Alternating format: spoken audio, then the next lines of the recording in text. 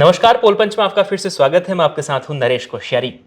हरियाणा में अब चुनावी बिगुल बज चुका है। हरियाणा को लेकर कई सर्वे भी सामने आ रहे हैं, कई अनुमान लगाए जा रहे हैं। खास तौर पर फलौदी सट्टा बाजार से लेकर देश भर के कई बड़े सट्टा बाजारों में हरियाणा को लेकर लगातार अनुमान लगाया जा रहा है कि वहां पर बीजेपी आगे रहेगी या कांग्रेस आगे रहेगी, या सर्वे भी सामने आ रहे हैं जिसमें भारतीय जनता पार्टी या कांग्रेस को लेकर अनुमान लगाए जा रहे हैं। खास तौर पर फलौदी सट्टा बाजार ने अनुमान है कि वहां पर कांग्रेस को बढ़त मिल सकती है, इस प्रकार का उनका अनुमान है। अब यह अनुमान कितना कारगर साबित होगा, हरियाणा में क्या चुनाव के बीच चल रहा है, इस पर बात करेंगे। और बात करने के लिए मेरे साथ अरुण चौबे सर हैं, संपादक हैं इंडिया.com के।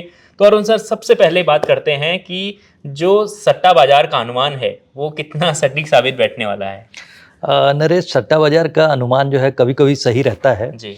कभी कभी कुछ सही भी हुआ है, लेकिन इस बार का आपने देखा होगा लोकसभा इलेक्शन में तो एक्यूरेट नहीं हुआ है। जी। लेकिन कहीं कहीं कभी कभी असेंबली इलेक्शन में वो सही हुआ है अनुमान उसका, या जो रिजल्ट आए उसके काफ़ी नज़दीक रहा है। और अभी अगर हम लोग हरियाणा चुनाव की बात करते हैं असेंबली इलेक्शन की, तो अभी थोड़ा सा जल्दी है, क्योंकि अभी हमारे पास में अक्टूबर 1 को चुनाव होना है। उसके पहले जिस तरह से गहमागहमी शुरू हो गई है, अलायंसेज अभी बन रहे हैं, तो उसके बीच में जो है अभी 1 महीने के अंतराल में बहुत सारी चीज़ें बदल सकती हैं।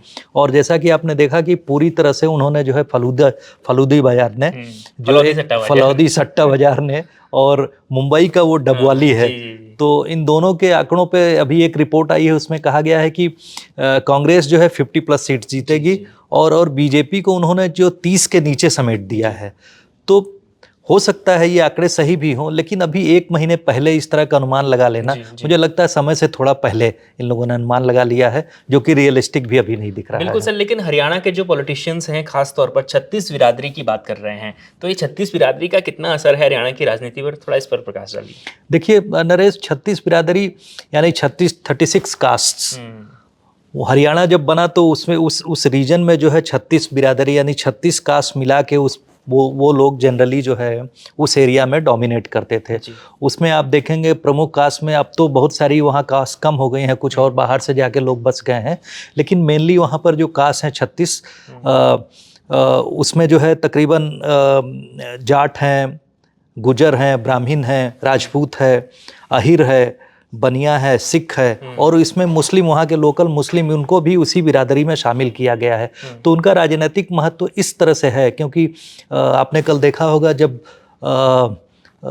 जो दुष्यंत चौटाला ने अलायंस किया उनके साथ में, आज़ाद पार्टी के साथ में, जो ASP है आज़ाद समाज पार्टी कांसीराम, जो चंद्रशेखर आज़ाद, जो कि इस समय MP भी हैं तो उत्तर प्रदेश से, तो उनके साथ में, और दुष्यंत चौटाला जो कि देवीलाल के प्रपौत्र कहे जाते हैं, हम प्रपौत्र हैं, तो उन लोगों के बीच में जो कल 70 और 20 सीटों का अलायंस हुआ। 70 सीट पे JJP लड़ेगी और 20 सीट पे आज़ाद समाज पार्टी लड़ेगी। तो उसमें उस समय भी आपने देखा होगा कि प्रेस कॉन्फ्रेंस में जो है दुष्यंत चौटाला ने स्पेशली 36 बिरादरी का नाम लिया। तो उससे बात ये होती है कि 36 बिरादरी बहुत इंपॉर्टेंट है। एक जाट नेता अगर 36 बिरादरी की बात करती है तो उसके पीछे एक बैकग्राउंड है, क्योंकि 2016 में आपको याद होगा एक जो रिजर्वेशन के, जाट रिजर्वेशन के लिए आंदोलन छेड़ा था जाटों ने, और जाटों ने जब आंदोलन छेड़ा तो जाट समाज जो है बाकी 35 बिरादरी जो है उससे अलग हो गई। तो 35 बिरादरी ने एक लूज कॉन्ग्लोमरेट मतलब कॉम्बिनेशन बनाया और संघर्ष समिति करके वो लोग उससे अलग हो गए। तो जाट नेता इस समय अब वो उस तरह से रिजर्वेशन की बात न करके, क्योंकि उस समय देखिए कि वो समाज कमज़ोर हुआ, जो हरियाणा का 36 बिरादरी का समाज था वो कमज़ोर हुआ क्योंकि जाट आगे हो किनारे हो गए।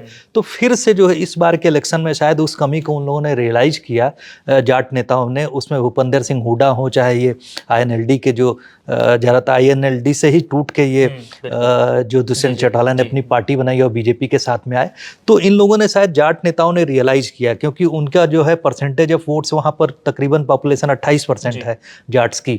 तो उन लोगों ने सोचा कि सिर्फ हम अपने दम पे, तो जबकि वो लोग डोमिनेट करते रहे इसी 36 बिरादरी में वो लीडरशिप लेके, लेकिन अगर 36 बिरादरी के समाज से अलग हो जाते हैं तो अकेले दम पे वो प्रभावी नहीं है। इसीलिए वो लोग अपने विभिन्न मंचों से जो है 36 बिरादरी की बात करते हैं, उसमें सब समाहित है। इसीलिए उस बिरादरी में समाहित होने की वजह से ही वहाँ पे कुछ कास्ट जो अलग नहीं हो पाई हैं। BJP की कोशिश रही कि उसने उस 36 बिरादरी में जो है कोशिश, मतलब एक तरह तरह से देखा जाए तो फिर सेंधमारी की, और बनिया वर्ग का एक मुख्यमंत्री पिछली बार एमएल खट्टर बने। उसके बाद से इस समय ओबीसी के जो नायाब सिंह हैं वो ओबीसी से आते हैं। तो 36 बिरादरी में इन लोगों ने जो एक तरह से देखा जाए तो जाट लीडरशिप को आइसोलेट कर दिया। उसी वजह से इस समय भूपेंद्र सिंह हुड्डा भी कहते हैं कि 36 बिरादरी मिलकर जो है सरकार बनाएगी। बिल्कुल सर, कहा तो जा रहा है कि कांग्रेस को बढ़त मिल सकती है। हर कोई किसी से भी आप पूछेंगे तो वो कहेगा कि कांग्रेस को बढ़त मिल सकती है चुनाव में। लेकिन इसमें प्रश्न तब लगता है क्योंकि हमने ये देखा है कि हरियाणा में तमाम चीज़ें हैं, एंटी इनकम्बेंसी भी दिखती है, हरियाणा में बेरोजगारी का मुद्दा भी है, हरियाणा में किसानों का मुद्दा है, हरियाणा में पहलवानों का मुद्दा भी सामने आया। इसके बावजूद भी बीजेपी का जो संगठन का जो कामकाज है, जिस तरीके से वो चुनाव लड़ते हैं, कई उदाहरण उन्होंने ऐसे सेट करके रखे हैं कि जीत हारी हुई बाजी को भी वो लास्ट में जीत जाते हैं। तो क्या यहाँ पर भी ऐसा कुछ होगा? तो देखिए उसमें जो एक तरह से स्ट्रैटेजी है, स्ट्रैटेजी ये है जैसे मैंने अभी बताया कि आपको कि जो जाट वोट बैंक है, सबसे प्रभावी वोट बैंक जो 26 से 28% जाट वोट बैंक है, और उसके साथ में 5% मुस्लिम वोट बैंक है। लड़ाई इस समय दलित और ओबीसी को अपनी तरफ मिलाने की बात है। जो मेजर दलित वहाँ तकरीबन 28 से 30% है, ओबीसी भी तकरीबन, दलित वहाँ तकरीबन 21 से 22%। अच्छा। ओबीसी जो है 28 से 30% के करीब है। तो ये जो मेजर दो और जातीय समीकरण जो वहाँ पर बनते हैं उसको अपनी तरफ करने की स्ट्रैटेजी है। उसी स्ट्रैटेजी के तहत आपने देखा होगा कि आईएनएलडी के जो चौटाला साहब हैं, अभय चौटाला, उन्होंने जो है काशीराम की जो मायावती, सुश्री मायावती हैं, उनकी जो काशीराम की लेगेसी को आगे बढ़ाते हुए उन लोगों ने एक अलायंस किया। अलायंस में 37 सीट पर जो है बीएसपी लड़ रही है और रेस्ट ऑफ द सीट पे जो है आईएनएलडी लड़ रही है। उसी तरह से कॉम्बिनेशन आपने देखा कि अभय चौटाला से हट के उनकी आईएनएलडी से टूट के जेजेपी जो बनी है। बिल्कुल सर, लेकिन आपको मैं बीच में रोकूंगा। बीच में मूड ऑफ नेशन का एक सर्वे सामने आया था, उन्होंने उस सर्वे में बताया कि अगर आज चुनाव होते हैं तो जेजेपी और आईएनएलडी को कोई सीट नहीं दिखा रहे हैं। वो लोग कह रहे हैं कि नहीं मिलने वाले, इस कांटे की टक्कर सीधे बीजेपी प्लस वर्सेस कांग्रेस है। हाँ, ये इसीलिए मैं उसी पे आ रहा हूँ। तो जो होड़ लगी हुई है कि जाट वोट बैंक, तो जाट वोट जो है चारों तरफ बट रहा है। आप देखिए ना, कांग्रेस में बट रहा है, आईएनएलडी के बीच में बट रहा है और जेजेपी के बीच में। तो 3 लोगों के बीच में जाट जो 28% है वो बट रहा है। उसके बाद लड़ाई हो रही ओबीसी और दलित वोट बैंक को अपनी तरफ करने की।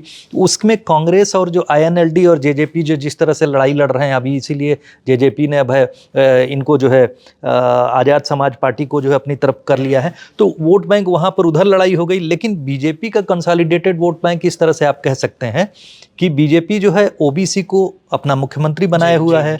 बनिया वर्ग से पहले ही उन्होंने एमएल खट्टर को जो बनाया हो, तो उस वर्ग की एक तरह से देखा जाए बीजेपी की पार्टी ही कही जाती है, ब्राह्मण बनिया पार्टी।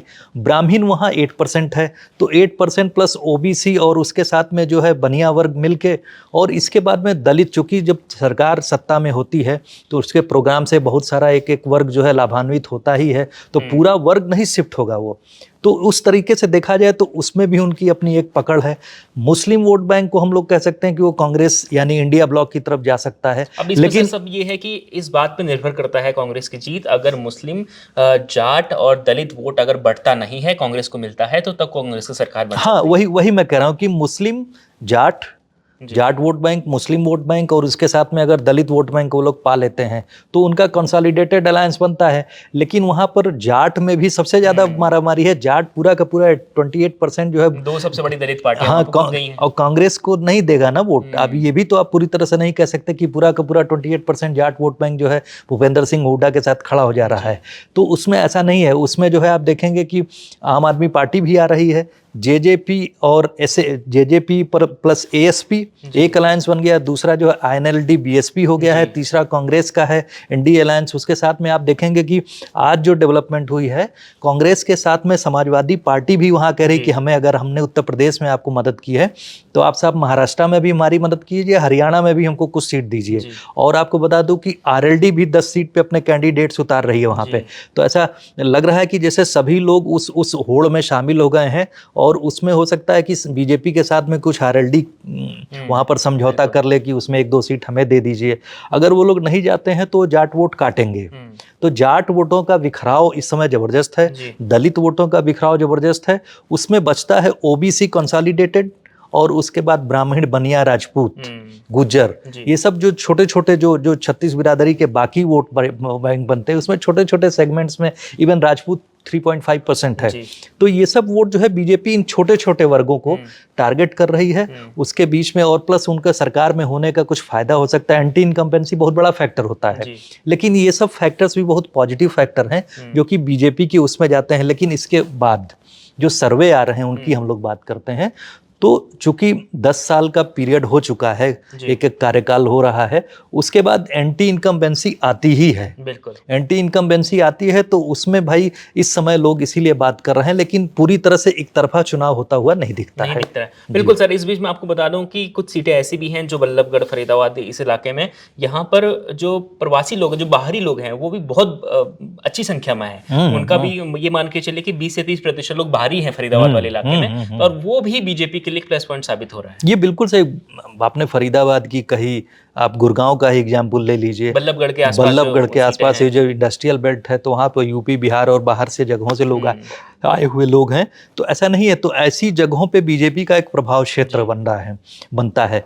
तो यही कुछ कारण है जिसकी वजह से बीजेपी काफ़ी कॉन्फिडेंट दिखती है। और कांग्रेस चूंकि उसका रिवाइवल होना शुरू हो गया है, उसमें जो फैक्शनल फ्यूड हुआ करता था, आपस में कई दल बटे हुए थे जो राज्य स्तर पे, उसमें उनके कई फैक्शंस थे, उसमें भी राहुल गांधी के सशक्त होने के बाद, केंद्रीय नेतृत्व के सशक्त होने के बाद में उनमें भी एकता आ गई है, क्योंकि उनकी मजबूरी है कि साहब एक हों, अपनी लीडरशिप के सामने हम लोग एक दिखें, तभी उनका प्रॉस्पेक्ट आगे बढ़ेगा, अदरवाइज वो फैक्शनल फ्यूड चलता रहेगा। तो ऐसी परिस्थितियों में कांग्रेस के लिए भी काफी पॉजिटिव एस्पेक्ट है। इसीलिए लोग कह रहे हैं कि, और आपने उदाहरण देखा है कि जो अभी चुनाव हुआ था, लोकसभा का चुनाव, 5-5 सीट जीते हैं, तो उस सीटों के अलायंस में 42% के आसपास जो है, अगर आप देखें तो वोट बैंक कांग्रेस को मिला है, वोट का प्रतिशत है, और बीजेपी को 46 के आसपास है। तो 3 से 4% का अंतर है, जो कि असेंबली इलेक्शन में, लोकल इलेक्शन होने की वजह से वो बदल भी सकता है। और उसमें सीटों का भी अंतर बहुत ज्यादा नहीं है, 3-4 सीटों का अंतर आ रहा है उस हिसाब से, अगर हम कैलकुलेशन करते हैं तो इस वजह से कहा जा रहा है कि नेक एंड नेक जो कांग्रेस वर्सेज बीजेपी इस समय चुनाव है हरियाणा। तो देखिए, हरियाणा में तो चुनाव बहुत इस बार नजदीकी का होने वाला है, क्योंकि लोकसभा चुनाव से ही इसका ट्रेलर दिखना शुरू हो गया था। लोकसभा चुनाव के बाद से ही कांग्रेस की स्थिति जो है वो लगातार मजबूत दिख रही है। खासतौर पर भूपेंद्र सिंह हुड्डा कांग्रेस के सबसे बड़े नेता के तौर पर उभर कर सामने आ रहे हैं। हालांकि कुमारी शैलजा भी बीच में हैं। अब ये देखना होगा कि कांग्रेस किस तरीके से अपनी पार्टी को एग्जिट करती है और इस चुनाव में क्या नतीजा निकलता है, वो 4 अक्टूबर को आपको साफ हो जाएगा। अगर आप हरियाणा के दर्शक हैं तो आप कमेंट करके बताएं कि आपके इलाके में किसकी हवा चल रही है, आपके इलाके में कौन सी पार्टी है जो चुनाव जीत सकती है। अपनी राय कमेंट बॉक्स में जरूर दें और रोजाना देखते रहें India.com। बहुत बहुत शुक्रिया, धन्यवाद।